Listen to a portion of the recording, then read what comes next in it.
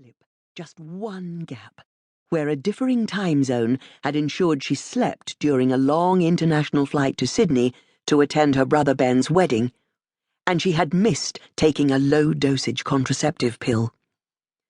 She vividly recalled the day when she had first suspected she might be pregnant. Worse, the precise time the pregnancy test had registered positive. A test she'd taken 3 times within 48 hours to ensure there was no mistake. How she'd agonized for days before telling him. The calm manner in which he had received the news. Even more controlled had been his solution. Marriage. Her spontaneous "because" hadn't brought the avowal of love she'd longed to hear. Somehow his "no child of mine will be born out of wedlock" had failed to compensate. The abortion route wasn't an alternative she'd been able to condone or consider, nor his insistence that marriage was the only option. Yet, what had been the alternative? A choice of returning to Australia and raising the child alone?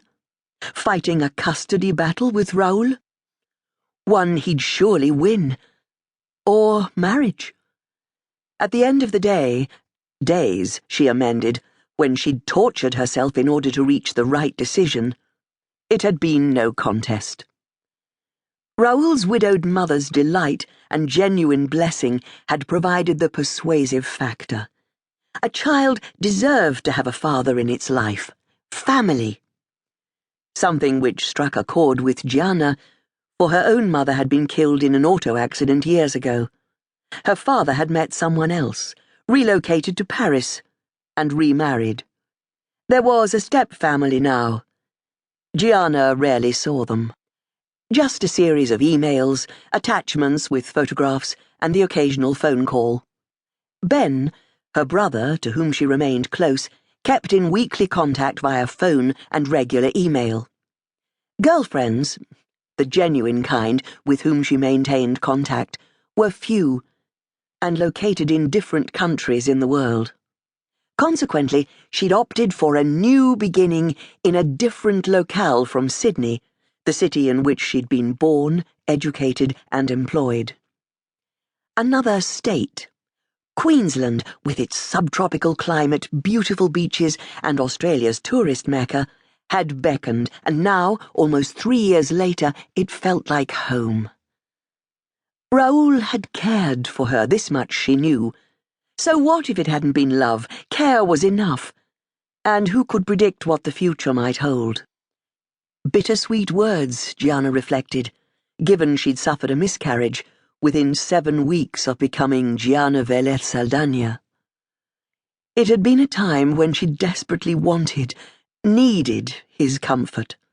At night, she had lain awake long after he slept, craving his touch. More, so much more than simply being pulled close and held securely in his arms. Grief, sorrow. Damn it, hormones had succeeded in providing an altered reasoning. Together with the sweetly delivered, but nonetheless heartless words from Sierra, one of Raul's ex-lovers, who had essayed it might have been prudent to wait until closer to the child's birth before rushing into marriage. From there, it had been downhill all the way, with Raul spending more time in his city office, caught up with meetings, leaving before she woke most mornings, and frequently missing dinner for some seemingly valid reason or other, occasionally arriving home long after she'd retired to bed. Communication between them had become reduced to the perfunctory, polite exchanges in private, while maintaining the required image in public. The explosive meltdown had come when she had called his cell phone one evening while he was on a business trip in Argentina, and Sierra had answered, almost purring with delight, as she'd revealed that "now is not a good time, comprende?" As if the implication might be misunderstood, Sierra had sharpened the verbal barb with unvarnished clarity. "Raul is filling the spa bath. Need I say I'm about to join him?" And cut the connection. After the numbness had come anger.